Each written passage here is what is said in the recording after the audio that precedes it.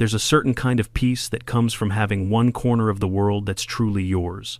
For me, that place was my garage, my workshop, my escape, my sanctuary from every ridiculous HOA rule ever invented. But all it took was one woman to shatter that peace. Karen, the self-crowned queen of our neighborhood. And when I say she crossed a line, I mean she drove right over it, straight into my garage. One evening, I came home, hit the garage remote, and instead of seeing my tool bench, I saw her car parked in the center, like it was a reserved VIP spot. But the real shock? Karen, the same woman who fined people for leaving trash cans out 10 minutes too long, was asleep in the driver's seat, engine running, like my garage was her personal nap station. That was the moment something in me snapped, and that was the moment I decided she was about to receive two surprises she would never forget. Before we jump into the full story, let me know where you're watching from and what time it is there, and if you've ever had a crazy HOA moment, hit subscribe so you don't miss how this ends. I didn't always think of my garage as a battlefield. For a long time, it was just my favorite part of the house. I'm a middle-aged guy, pretty simple, give me a sturdy workbench, a decent set of tools, a crackling old radio, and a fridge with a few cold drinks, and I'm happy. The garage was where I went when the world felt too loud. No HOA emails, no passive-aggressive flyers, no urgent community updates. Just me, a half-finished project, and the hum of a box fan in the corner. Then Karen became president of the HOA. It wasn't some grand election. It was one of those sad little meetings where 5 people show up, 3 vote, and suddenly one person has power over everyone's lawn height and Christmas lights. From that day on, it was like someone handed a hall monitor a badge. Karen didn't just take the role seriously, she treated it like a mission. She patrolled the street like she owned it, clipboard in hand, visor on, lips pursed, eyes scanning for violations, trash cans an inch too close to the curb, garden hoses not coiled neatly enough, a lawn chair left out overnight. We joked that if your grass grew a millimeter too tall, you'd get a violation notice with a photo attached. The joke stopped when the letters started arriving. It wasn't just me. The Johnsons across the street got written up because their kids drew chalk on the driveway. The couple on the corner got a warning because their wreath was seasonally inappropriate. An older guy down the road was threatened with a fine because he had a restored truck in his driveway that Karen decided looked too industrial. She loved the rules, but she loved the power even more. Now, I'm not anti-rule. I mow my lawn. I edge the sidewalk. I keep my trash in bins with lids. I don't leave broken appliances on the porch or blast music at 2 in the morning. I'm the guy who pays his dues on time and minds his own business. But with Karen, it didn't matter how reasonable you were. What mattered was that she could tell you what to do. Push back even a little, and she magically found a new rule you'd never heard of. The first time she really got under my skin was a Tuesday afternoon. I was in the garage, changing the oil on my car, when I heard a sharp knock on the side door. I wiped my hands, opened it, and there she was, visor, clipboard, tight little smile. "Hi," she said, using that fake sweet tone people put on right before they complain. Just a friendly reminder that you can't leave your garage door open for extended periods. It attracts crime. I looked past her at my own driveway, then back at her. "I'm standing in it," I said. "Working." "Yes," she replied, "and it's been open for about 40 minutes. She actually checked her watch. I stared at her, waiting for the punchline. It never came. She pointed to a line in the HOA handbook about garage doors should remain closed when not actively in use. I waved a hand at the oil pan, the jack, the tools all over the floor, and said, "I am actively using it." She gave me that thin-lipped look, like she'd just bitten into something sour. "Just be mindful," she said, then turned and walked off, scribbling on her clipboard. From there, it escalated. One week, I got a notice because my trash can lid wasn't fully secured. Another time, it was because my porch light bulb was too bright and not warm-toned. My personal favorite was the warning that my truck was parked too close to the edge of the driveway, which, as far as I could tell, meant she didn't like where I'd put it. What really got to me, though, was her habit of treating other people's driveways like her own personal parking lot. It started small. When she hosted HOA meetings, her car would creep a little into my driveway. Later, when street parking got tight, she'd swing her sedan halfway across the bottom of my drive just for a minute while she dropped something off. Those minutes always seemed to happen exactly when I needed to leave. I tried being civil. The first time, I walked over and said, "Hey Karen, could you not block my driveway? I've got to get to work." She smiled, all fake neighborly charm. "Oh, of course. I was just dropping off some forms. You should have told me you were leaving. On my own property." "Sure." The second time, I said it more firmly. "Karen, this is my driveway. You can't park here." She sighed. Like I was the one being unreasonable. "We're all neighbors. It's just space. We should share." Funny how sharing always meant I got blocked in and she got a free parking spot.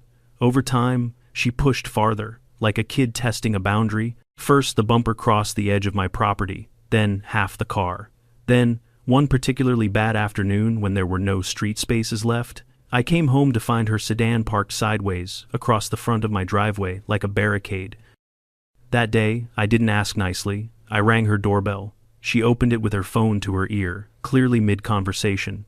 "Yes, you're in my driveway," I said, keeping my voice as calm as I could. "I need you to move. Now." She tilted her head. "I'll be out in a few minutes. I'm on a call."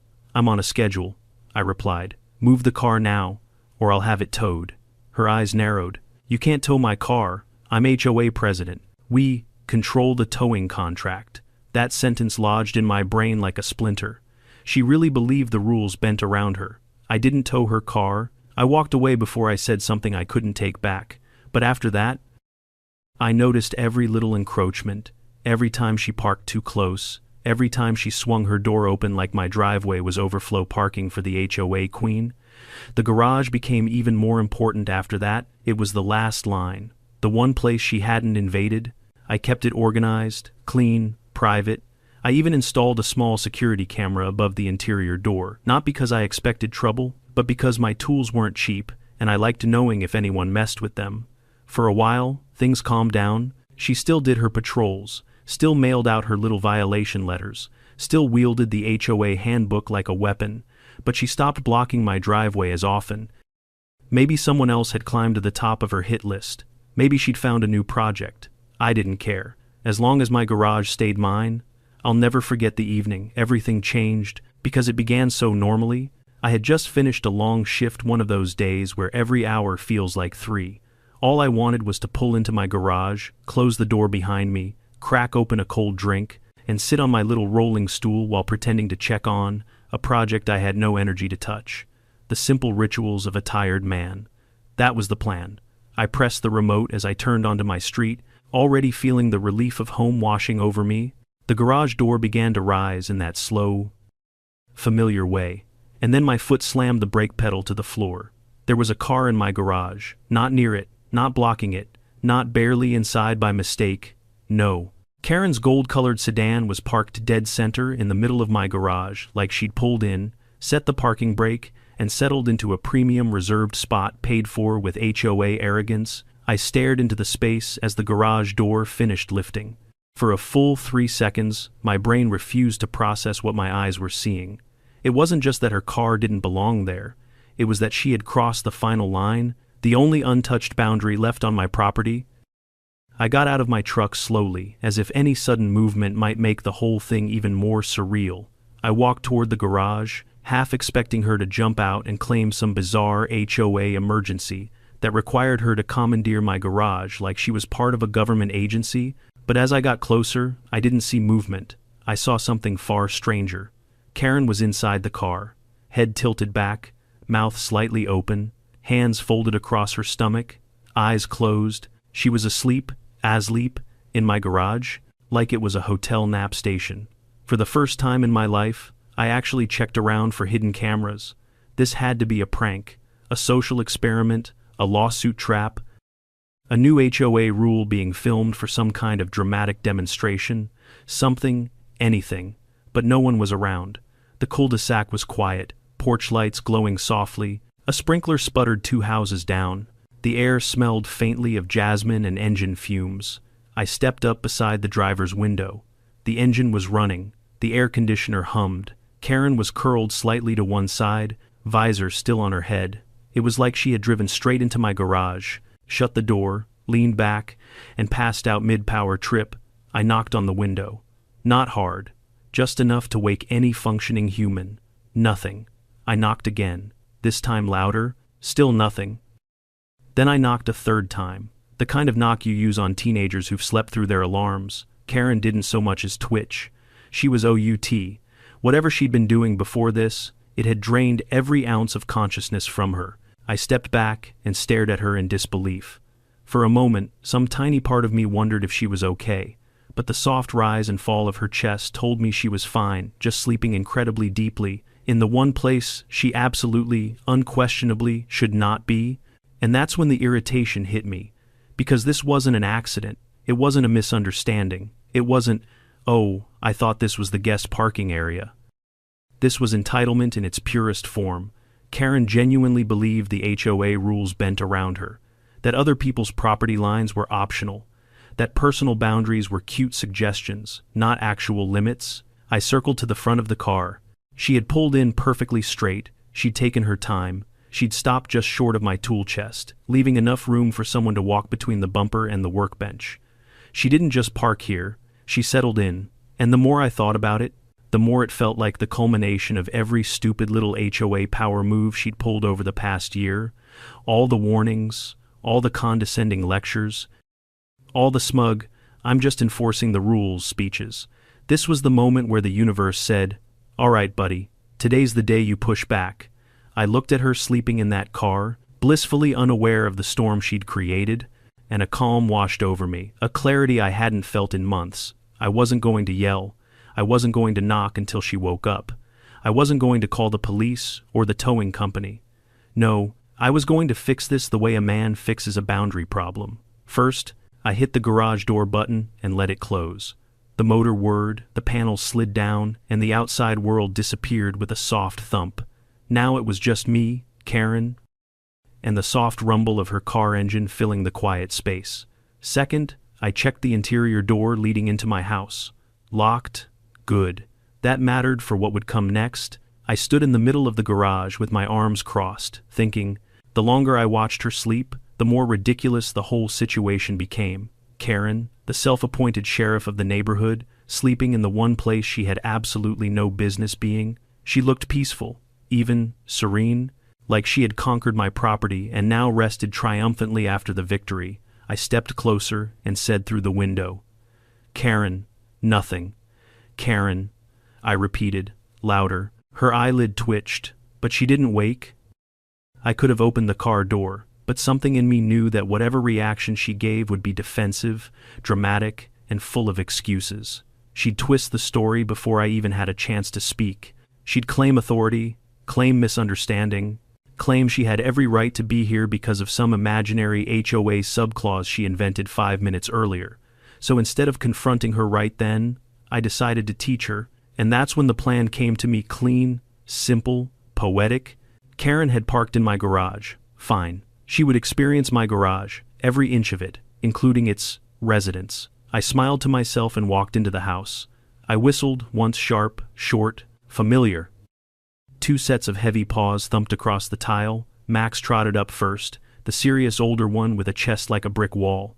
Diesel followed with that enthusiastic wiggle he had, a dog who looked like a linebacker with the soul of a toddler. They sat in front of me, heads tilted, waiting for the cue. Boys, I said softly, we've got a situation.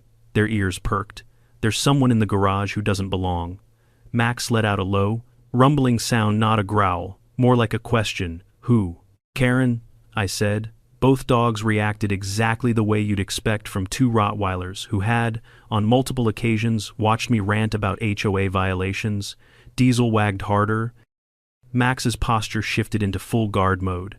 Let's go say hello. I opened the interior garage door, their noses lifted immediately, catching the scent of a stranger. Max padded forward first, eyes locked on the object inside the car. Diesel followed, nails tapping across the concrete in eager little clicks. The sight of those 2 massive shadows approaching the car was beautiful.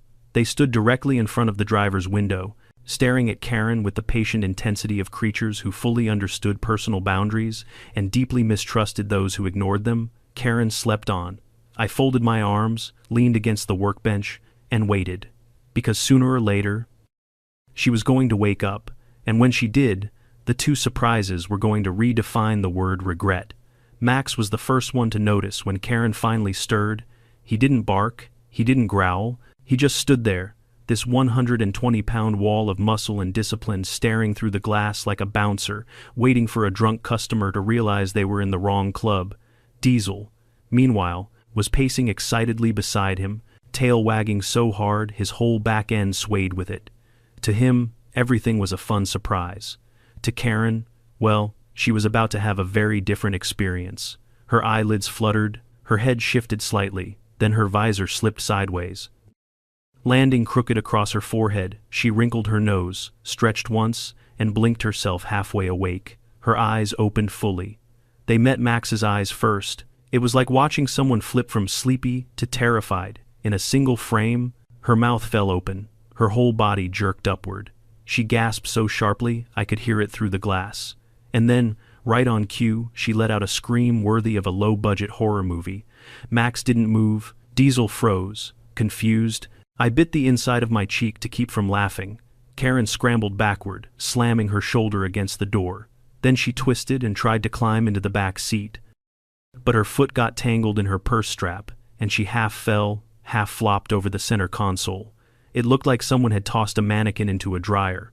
All limbs and panic. Inside her sealed little bubble, she shouted something I couldn't hear clearly, something like, "Get away," or "Help," or possibly "Dog demon."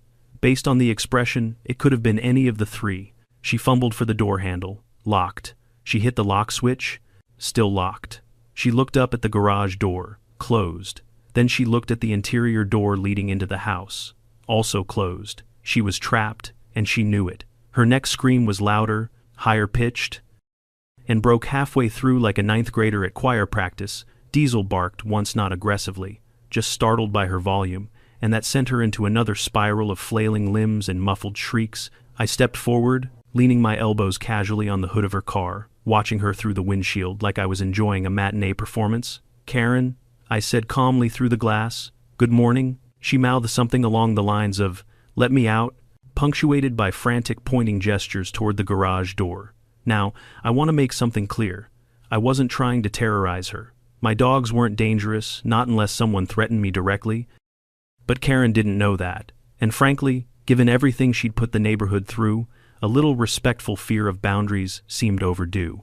"Relax," I said, still calmly. "They're friendly, mostly." Her eyes bulged. Diesel stepped forward and put his paws on the door, peering in excitedly. Karen shrieked again, so loudly he backed up in confusion. That's when I noticed something strange. Her breathing was weird, shallow, quick, her chest rising and falling too fast.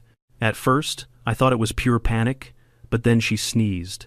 Loudly, violently, the kind of sneeze that looks like it shakes a person's soul loose. She froze afterward, eyes widening again. She sniffed once, then sneezed again harder. "Oh no," I murmured. And then came sneeze number 3, which was accompanied by her eyes watering, her nose reddening, and her voice croaking something unintelligible. Karen wasn't just scared. She was allergic. To dogs. Spectacularly, explosively allergic. She sneezed a 4th time so forcefully that her visor flew off completely. Then a 5th, then a 6th. Diesel tilted his head. Concerned, Max just sat down, stoic as ever, like a soldier watching his commander unravel. "Oh boy," I muttered. For a brief moment, I wondered if this was still a prank, or if it had escalated into something more serious. Allergies can be tricky. I didn't want her having a medical emergency in my garage. That was the kind of HOA nightmare no one wanted. But then Karen spoke. Between sneezes, she managed to shout, "Why achoo are there dogs in here?" I raised an eyebrow. "Karen, why are you in my garage?" She tried to respond, but another sneeze tore out of her with hurricane force. "I achoo, can't achoo breathe." I doubted that. She was yelling quite loudly for someone unable to breathe. Still, I softened a little, just a little, but not enough to let her out immediately. Because here's the thing, this wasn't about punishing a woman with allergies. This was about consequences, something Karen had avoided her entire HOA presidency. She'd lectured elderly neighbors until they cried. She'd fined single parents for leaving bikes out for 10 minutes. She'd threatened people with legal action over bird feeders. This wasn't revenge, this was balance. And she wasn't actually in danger, just miserable. There's a difference. She sneezed again, clutching her steering wheel like it was a life preserver. Please, open a chew the door. I sighed dramatically. Karen, I would have opened it sooner, but see, you're trespassing, and as HOA president, you know how serious that is? She whimpered something that sounded like, I'm sorry, but it was buried under another sneeze. Max took a step closer to the car again. Sniffing at the door, Karen screamed and sneezed simultaneously, a sound I hope I never hear again. Her makeup was running, her eyes were swollen, her face was red. She looked like someone who had just lost a fight with a pollen-filled tornado. That's when Diesel, sweet curious Diesel, pressed his nose against the window. She shrieked so high-pitched that even Max blinked in surprise. Okay, I finally said, raising my hands. Okay, lesson learned, right? She nodded frantically between sneezes. And you're never parking in my garage again. More frantic nodding, more sneezing, and you're going to respect everyone's property lines from now on. She nodded so hard her hair shook loose from its bun. All right then. I walked toward the garage control panel. Karen tracked my movement with desperate eyes. I clicked the button. The garage door groaned and began rising. Fresh air rushed in. Light flooded the space. Karen sneezed once more, then immediately fumbled with her keys and started the process of backing out. Except she was shaking so badly, it took her 3 tries to shift into reverse. When she finally pulled out into the driveway, she braked halfway into the street and put the car in park again. She lowered the window just enough to yell, I'm a coup, sorry, before sneezing again and speeding away without waiting for a reply. Max looked up at me. Diesel wagged happily. Good work, boys, I said, scratching their heads. The garage felt peaceful again, quiet, mine, and for the first time in months, I felt like the neighborhood bully had finally met a boundary she couldn't cross or sneeze her way through. She wouldn't be parking in my garage again. Not unless she wanted another allergic enlightenment. Karen didn't leave the neighborhood right away. In fact, she only made it as far as the end of the cul-de-sac before slamming the brakes again. From my driveway, I could see her silhouette through the windshield, one hand gripping the wheel, the other frantically wiping her nose as she sneezed yet again. Her car rocked slightly each time, her whole body jerked with another allergic explosion. I almost felt bad. Almost. Max sat beside me, head tilted, as if he too was wondering whether we had accidentally broken the HOA president. Diesel just plopped down and scratched behind his ear, blissfully unaware of the psychological and sinus warfare he'd just participated in. I watched Karen finally pull herself together enough to drive off, the back of her car weaving slightly as she disappeared down the street. Part of me figured she'd go straight home, maybe take some overpriced antihistamines, and then plot whatever petty HOA retaliation she could dream up. It wouldn't have surprised me if a violation notice showed up in my mailbox the next morning, accusing me of harboring dangerous animals, or failing to maintain allergen-neutral air quality standards. But surprisingly, nothing came. No letters, no warnings, no passive-aggressive emails reminding the entire neighborhood about proper garage usage. Just silence. For the next 2 days, the street felt almost haunted without her daily patrols. No visor bobbing past my window, no clacking clipboard, no exaggerated sighs when someone's trash can dared to exist outdoors for 5 additional minutes. On the 3rd day, I was organizing tools on my pegboard when I heard footsteps outside the garage. Heavy ones, hesitant. Definitely not the usual confident stomp of a woman with a laminated copy of the HOA bylaws in her purse. Then came a soft knock. I turned slowly and saw Karen standing in the driveway like a kid about to confess to breaking a window. Her eyes were still a little puffy. She wore sunglasses even though it was cloudy. Her posture was stiff, shoulders tense, and for once she was completely visorless. If she'd had a clipboard, it would have looked like she was offering it as tribute. Can I, speak to you? She asked. It was the quietest I had ever heard her. I crossed my arms. About what? She swallowed hard enough that even Max perked up. The garage incident. A beat passed. Which one? I asked casually. She winced. The one where She hesitated, as if saying it out loud might summon Diesel back to sniff her again. The one where I ended up in your garage? With your dogs. I nodded slowly, waiting. Karen inhaled deeply, clearly struggling to find the right words. Then she finally said it. I'm sorry. It was barely audible. Like a deflating balloon, she repeated it, this time louder. I'm sorry for parking in your garage. I shouldn't have done that. If someone had told me the HOA president would stand on my driveway, apologizing, I would have assumed they were having a fever dream. But there she was, the woman who'd fined the Petersons 3 times in 1 month for unapproved garden ornamentation, looking like she'd been spiritually crushed by a pair of Rottweilers and her own immune system. I didn't say anything immediately. I let the silence sit there until she shuffled uncomfortably. I honestly didn't mean to fall asleep, she continued. I was exhausted. I'd been dealing with complaints all day, and I thought I'd just sit for a moment. I wasn't thinking. That much was clear, I replied. Her cheeks reddened. And the dogs surprised me. You screamed loud enough to wake the dead, I said. Diesel thought you were inviting him to play. She visibly shuddered. I am very allergic, I noticed. Another awkward silence stretched. Finally, she said, I want to make things right. I realize I've been overstepping with a lot of people, and with you most of all. That was putting it mildly. She stiffened her shoulders, bracing herself. If you want to file a complaint against me with the HOA board, I won't stop you. You'd have every right. I raised an eyebrow. You are the HOA board. Her lips tightened. Well, the rest of them would hear it. Ah, yes. The other members, the treasurer, who was terrified of conflict, the secretary, who mostly showed up for snacks, and the vice president, who only volunteered to impress his girlfriend. A formidable judicial body indeed, I sighed. Karen, I don't want to file anything. I don't want drama. That seemed to shock her more than the dogs had. You don't? She asked. No, I said. I just want you to respect my property, and everyone else's. She nodded slowly. Then, for the first time since I'd known her, she dropped her posture, the rigid HOA stance, and genuinely looked like a person instead of a walking rulebook. I'll do better, she said softly. I mean it. Diesel barked from inside the house, probably because he heard his name in my thoughts. Karen jumped an inch off the ground. I should go, she said quickly. Before the dogs come out, she practically power-walked away, but not before giving the garage one last wary glance. When she turned the corner, I exhaled. A part of me wanted to believe she meant what she said.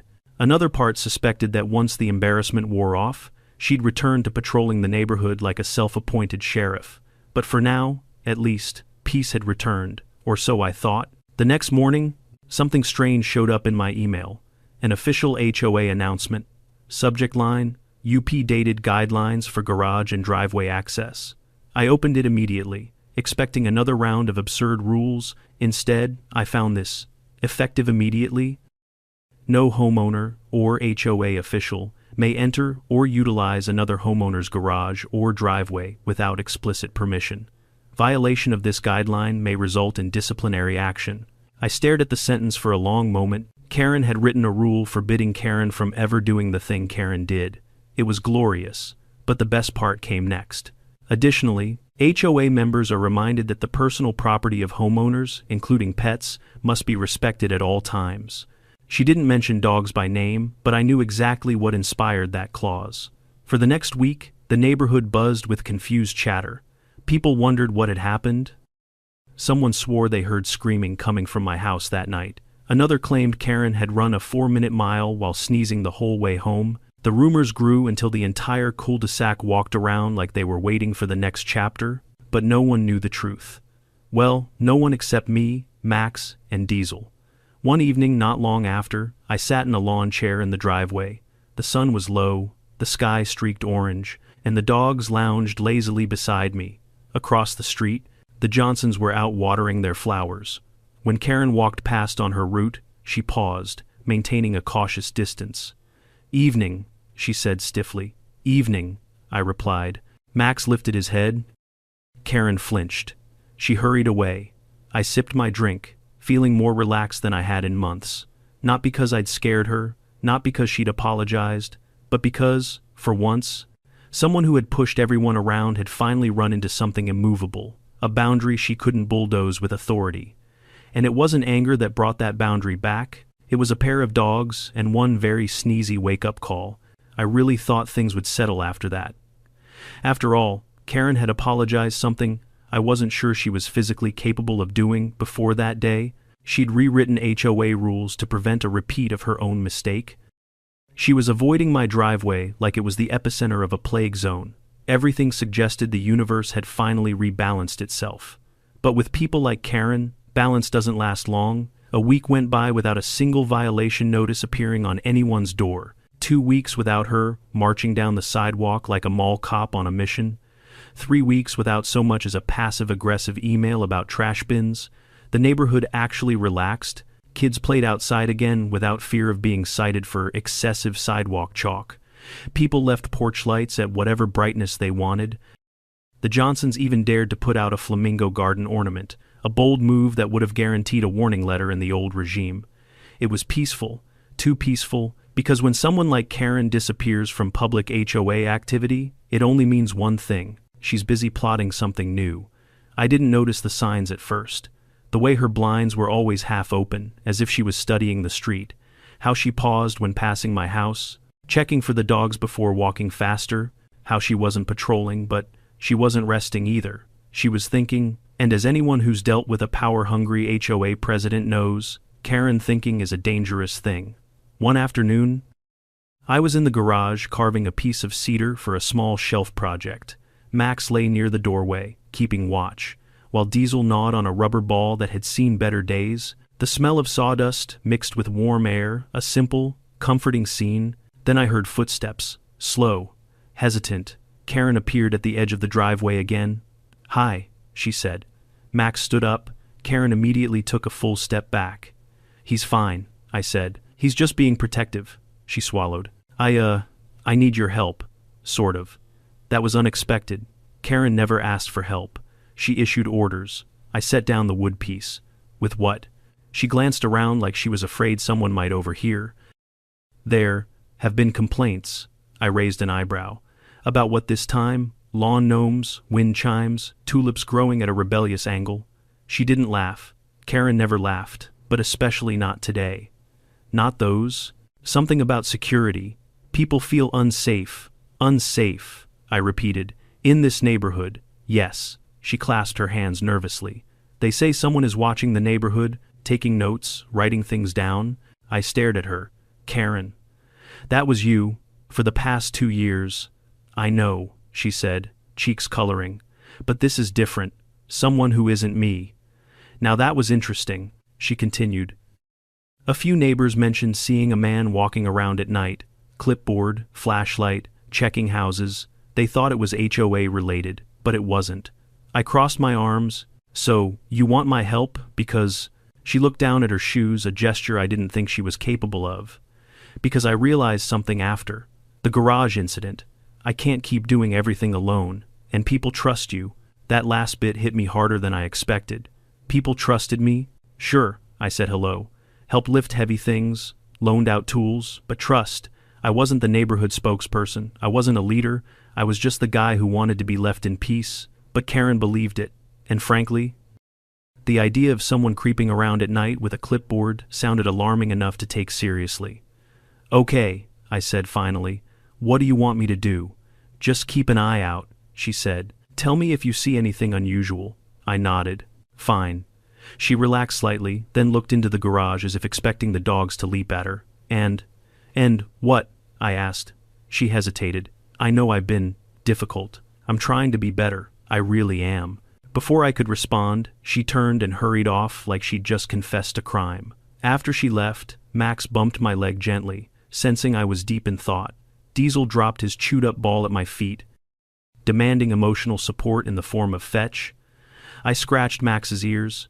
"You think she's serious?" He wagged once, neither yes nor no. The truth was, I didn't know what to think. Karen, changing her behavior, was like a wolf deciding to take up vegetarianism. Technically possible, but not likely to stick. Still, the way she spoke, that tremble in her voice, felt real. For the next few nights, I kept an eye on things, turned on the porch camera, walked the dogs a little later, stayed out in the driveway longer than usual. Nothing happened. On the fourth night, though, around 11:30, Max lifted his head sharply. Diesel stood too, ears perked. Dogs notice things before humans do, changes in sound, scent, movement. I followed their gaze toward the far end of the street. A figure moved in the shadows, tall, slow steps, clipboard in hand, flashlight beam sweeping the ground. Karen's story suddenly didn't seem so ridiculous. I whistled softly. Max and Diesel stood beside me, forming a silent flank. The man paused, turning toward us. Light caught his face a stranger. He squinted. "Evening," he called out. I didn't reply. Neither did the dogs. He took a step forward. I didn't give him the chance to finish. "What are you doing out here?" I asked firmly. "This is a private neighborhood." He lifted the clipboard. "Routine inspection? By whose authority?" He hesitated. "Wrong answer." Max moved a step forward. Diesel followed, their posture suddenly much less casual. The man swallowed. "I was hired." Someone said they needed surveillance documented HOA business. My jaw tightened. Karen used to hire no one. She did everything herself, too controlling to delegate, which meant, "Who hired you?" I asked. He looked down. It was anonymous. Cash payment, instructions left in an envelope. A cold realization crept up my spine. Someone was trying to stir things up. Someone wanted Karen blamed. Someone wanted the neighborhood destabilized. And Karen thought it was her fault? The man shifted nervously. "If this is a problem, I can leave." "It is," I said. "Leave. Now." He didn't argue, just turned and walked briskly toward his car, parked half a block away. Max huffed. Diesel growled softly, just enough to push him along quicker. When he drove off, tires squeaking slightly on the pavement, the street fell silent again. I stood there for a long moment, processing everything. Karen wasn't the villain this time. She wasn't the problem. She was the target. And that meant something I never thought I'd hear myself say. I needed to talk to her, not as an annoyed homeowner, but as an ally. The next morning, I knocked on her door. She opened it wearing pajamas and holding a mug that said, HOA, honoring our authority. I chose not to comment on that. "Karen," I said, "we need to talk." She tensed. "Did something happen?" "Yes. And you're not going to like it." She swallowed. "Is it about them?" She pointed vaguely in the direction of my dogs. "No," I said. "It's about someone trying to make you look bad, and they're doing a disturbingly convincing job." Her face paled. "What do you mean, someone hired a man to walk around at night pretending to be an HOA inspector?" Karen blinked. "Why would anyone do that?" "Because," I said carefully, "someone wants the neighborhood to think you're still abusing your authority." Her hand tightened around the mug. "But I'm not doing anything. I've been trying to fix things." "I know," I replied, "which means someone else is trying to undo that." She sank onto a chair near the entryway. "Who would do that?" "I don't know," I said, "but I can help you find out." Karen looked up at me, truly looked, and for the first time, there was no judgment in her eyes. No superiority, no clipped tone, just fear and gratitude. "Why would you help me?" she whispered. I shrugged. "Because I don't like bullies, and right now, someone's trying to bully you." Her eyes welled, not with allergic tears this time. "Thank you," she said softly. Diesel barked in the distance as if to seal the pact. Max just sat stoically, as usual, and just like that, the woman who once made the whole neighborhood miserable had become someone worth standing beside. We just didn't know yet how far the sabotage went, or who was behind it, or how dangerous things were about to get. But we were going to find out, together. Karen sat very still, her fingers wrapped so tightly around her coffee mug that I half expected it to crack. For a long moment, she didn't say a word. She just stared past me, lips pressed together, eyes flickering with calculations, fear, and something I hadn't seen from her before, vulnerability. I waited. Pushing Karen never worked. She pushed back twice as hard. But when she reached her limit, when she finally broke past the protective layer of authority she wore like armor, she often slowed down just enough for the real person to surface. "This isn't supposed to happen," she whispered. "What isn't?" She looked up at me. HOA presidents don't get targeted. HOA presidents are the ones keeping order. If someone wanted to sabotage me, her voice trailed off, then maybe I've made more enemies than I thought. I didn't argue with that. Karen had a talent for irritating people so consistently that half the neighborhood probably fantasized about her resigning. But fantasizing wasn't the same as hiring a fake inspector to intentionally undermine her. That required effort, planning, and motivation, and something told me this wasn't just a neighbor fed up with citations. "Tell me who you think would go this far," I said. "I don't know," she snapped, then seemed to catch herself. She drew in a shaky breath. "I mean, I've upset people, but this is calculated." Someone is documenting things. For what? To frame me, to get me removed. Or, worse, I said quietly. Her eyes widened. Worse. How much worse can it get? You said neighbors felt unsafe. What if this guy wasn't hired to fake inspections, but to look into homes, into cars, into personal belongings? Karen swallowed. But that would be illegal. So is walking into someone's garage and sleeping in it, I pointed out. She flinched, cheeks flushing.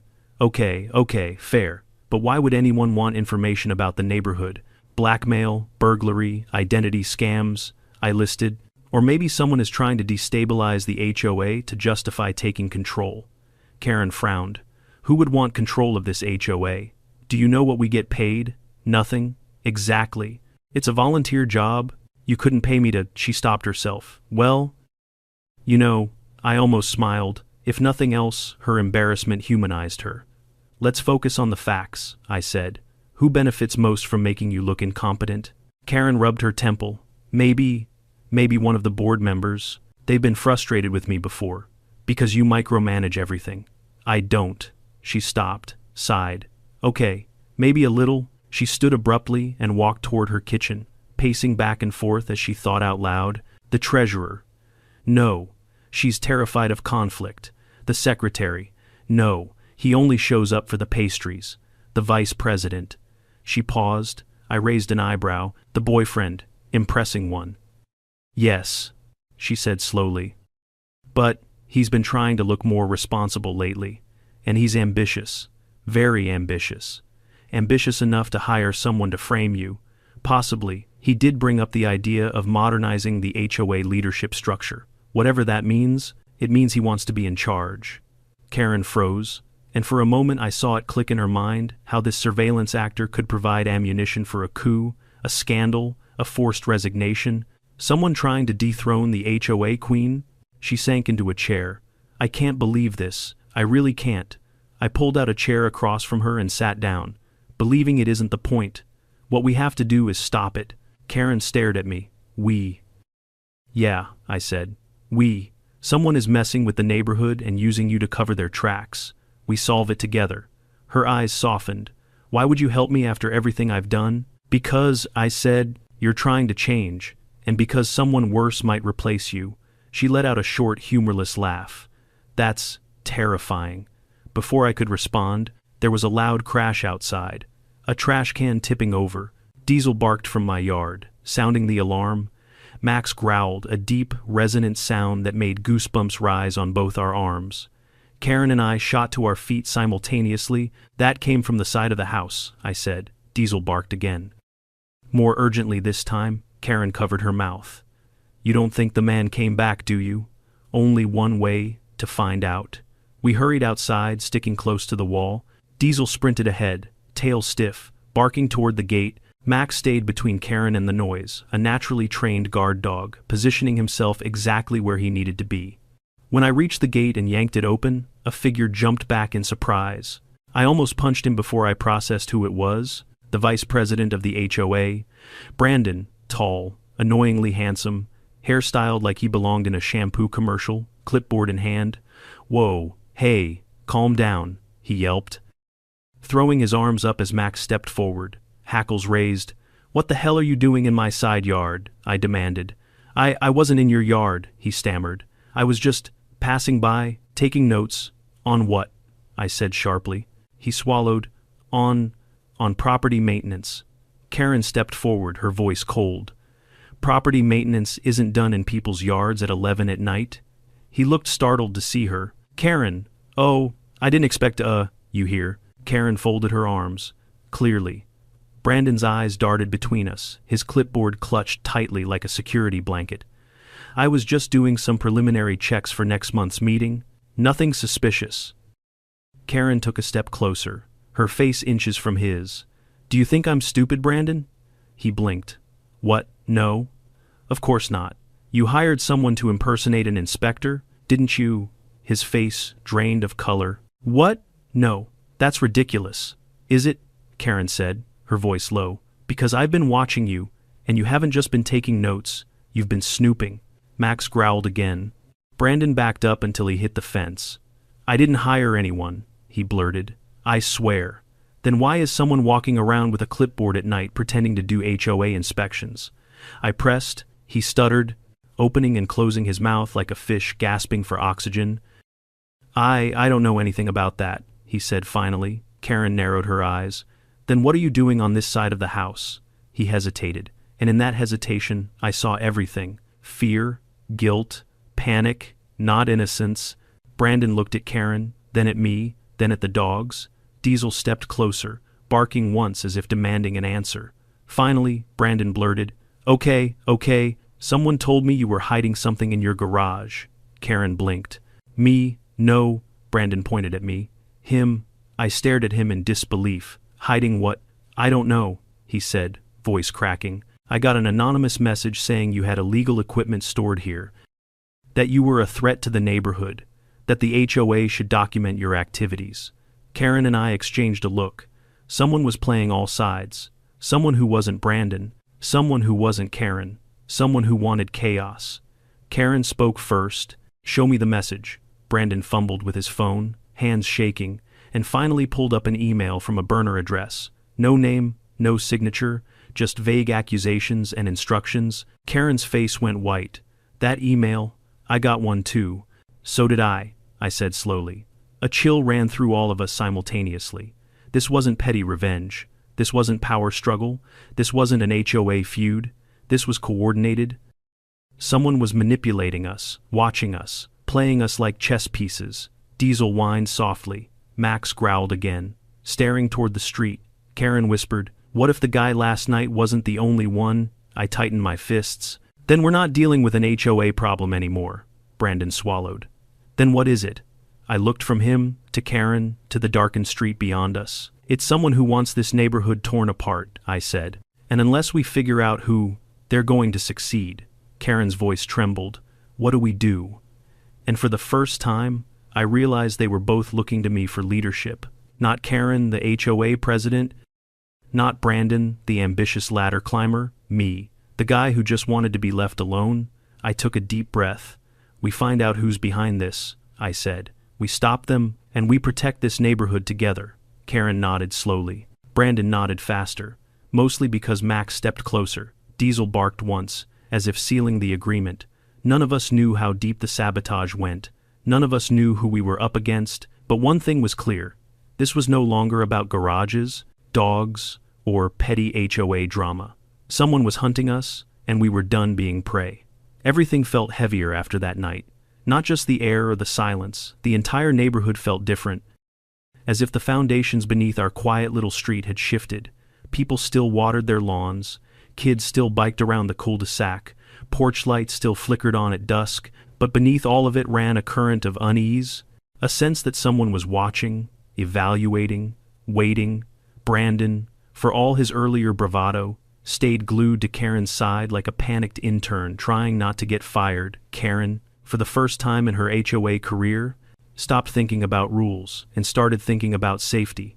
And I found myself in the strange position of being the one level-headed adult in the room. A week passed. Every night, I walked the dogs a little slower, listening for footsteps that didn't belong, watching the shadows, checking corners. Max was a sentinel, silent, alert. Diesel was the enthusiastic patrolman, sniffing everything twice just to be sure. Nothing happened. Until it did. It started with an email. Not from the HOA, not from a neighbor, not even from a burner account. This one came from a name I recognized, a name that shouldn't have been involved in any of this. When I opened my inbox early Saturday morning, half asleep and sipping coffee, I saw it from Douglas H. Subject, We need to talk. Douglas, the former HOA president, the man Karen replaced, the man who resigned due to stress. The man I hadn't seen in over a year since he moved out of the neighborhood. Why was he emailing me? The message was short. You're in danger. They're coming for you next. Meet me at 6 p.m. behind the old maintenance shed. Come alone. There it was, the kind of message you see in movies right before everything explodes. I stared at my laptop for a long, silent minute. Max sensed something and rested his head on my knee. Diesel brought me one of his chew toys. Completely unaware that his timing was both adorable and painfully unhelpful, Karen arrived at my door 30 minutes later, hair frazzled, holding a stack of HOA paperwork she probably grabbed just to look official. "I got another email last night," she said without greeting. "Did you?" I hesitated. "Yes. From a name this time." "Yes," she swallowed. "Douglas." The fact that she guessed it instantly told me everything. Someone wasn't attacking Karen. Someone wasn't targeting the HOA. Someone was targeting the position. "I think he knows something," I said. Karen nodded. "And you're going to meet him, aren't you?" "I don't see any other choice." Brandon appeared behind her like he'd been eavesdropping the whole time. He held a clipboard, of course he did, but he looked nervous rather than confident. "You can't go alone," he blurted. "I have to go alone," I said. He was specific. Karen stepped forward. "Then we'll follow at a distance." "That defeats the purpose of alone," I said. "It's not optional," she snapped. It was almost comforting seeing a spark of old Karen return. "Almost," I shook my head. "Look, if this is a trap, I can't drag you into it. If it's not, he'll only talk if it's just me." Karen looked at Max and Diesel. "Then take them." Max lifted his head with stoic approval. Diesel wagged like he'd been chosen for a game show. I exhaled. "Fine, they come with me, but you two stay out of sight." Karen didn't argue further. The shed Douglas mentioned sat behind the old community garden, an area now neglected, overgrown with weeds, and partially fenced off due to budget constraints. The perfect spot for a meetup you didn't want anyone to see. Time crawled towards 6 p.m. I kept replaying the email in my head. Why warn me? Why now? Why not call, or text, or speak to Karen? When the time came, I clipped the leashes onto Max and Diesel and headed down the path behind the houses. The sky was dimming, the air cooling, shadows stretching longer across the pavement. The shed loomed ahead, rusted metal, peeling paint, windows fogged with dust. Max stopped first. He growled low in his chest. "Easy," I whispered. Diesel stiffened as well. His tail froze mid-wag. Someone was inside. I approached slowly. "Douglas." The door creaked open, and there he was, older than I remembered, beard longer, eyes tired. He looked like a man who had been running from something for a long time. "You came," he said quietly. "What's going on?" I asked. He glanced nervously behind me. "Are you alone? Just me and the dogs?" He stared at Max and Diesel. "Good. They'll keep you alive." It wasn't a joke. Douglas stepped out fully, shutting the shed door behind him. He looked thinner, paler, the way someone looks when they've carried fear like a backpack for too long. "I didn't resign because of stress," he said. "I resigned because of them." "Who's them?" He swallowed. "A group. People who want control of HOA boards. They infiltrate neighborhoods. They destabilize the leadership. They install someone they control. And then they exploit the community funds for profit." My stomach tightened. "You're telling me there's a criminal ring targeting HOA boards?" "Yes," he whispered. "Organized, strategic, and they're expanding. This neighborhood was small, but it was a test site. I tried to push back. They threatened me, then they framed me, then they forced me out." My pulse started pounding. "Why contact me?" I asked. "Because they moved on to Karen," he said, "and she's too blind to see it, and now you're involved. You weren't supposed to interfere. The moment you confronted their fake inspector, you became a threat," Diesel whined. Max pressed closer to my leg. Douglas lowered his voice further. "Tonight isn't a warning. It's a last chance. They know you're meeting me. They know she's watching you. They know you're all working together now." "How? How could they know?" "Because one of your neighbors is working for them." I froze. Douglas took another step closer. "If you want to survive this, if you want the neighborhood to survive, you need to figure out who the insider is, before they escalate." Before I could respond, Max barked sharply. A twig snapped behind us. Douglas's eyes widened. "They found us?" A figure darted between the trees, then another, shadows rushing in fast. "Run!" Douglas shouted. Max lunged forward, barking fiercely. Diesel followed, teeth bared. I grabbed Douglas's arm. "This way." We sprinted through the brush as two shapes chased behind us. Karen and Brandon appeared near the path, eyes wide as they saw the chaos. "What's happening?" Karen screamed. "Move!" I yelled. Everything blurred, the dogs ahead, Douglas behind, Karen stumbling beside us. Branches whipped my face, gravel slid under my shoes. The pursuers were close, too close. Max suddenly spun, snarling, blocking their path just long enough for us to reach the open street. Lights flicked on in nearby homes as neighbors stepped outside. Alarmed by the commotion, the figures froze at the edge of the darkness, faces hidden, clothes dark, movements controlled. Then they backed away, retreating, silent, deliberate. Not amateurs. Karen clutched her chest. Who were they? Douglas shook his head. Professionals. They won't stop. I wiped sweat from my forehead. My heart felt like it was drilling through my ribs. So, what do we do now? I asked. Douglas looked at me with grim resolve. Now we fight back, and we take back this neighborhood. Karen swallowed hard. All of us, Douglas nodded. All of us, because they're coming? And they're not just after me anymore, Max growled softly at the shadows. Diesel pressed against my leg, and just like that, the war for our quiet little cul-de-sac had officially begun. The truth is, HOA drama is usually petty, annoying, frustrating, sometimes unfair, but every so often, something deeper hides underneath, something that forces you to stand up, not just for yourself, but for everyone around you. What happened in our neighborhood started with a parked car and a pair of Rottweilers, but it grew into a reminder that community only works when people protect each other. When you pay attention, when you set boundaries, when you refuse to let fear or power control your life. Karen learned humility, Brandon learned accountability, and I learned that even one person standing firm can make a difference. Now, I want to hear from you. Have you ever dealt with HOA chaos or a neighbor who crossed the line? Share your story below. And if you want more wild HOA tales, more twists, more lessons learned the hard way, make sure you're subscribed. You won't want to miss what comes next.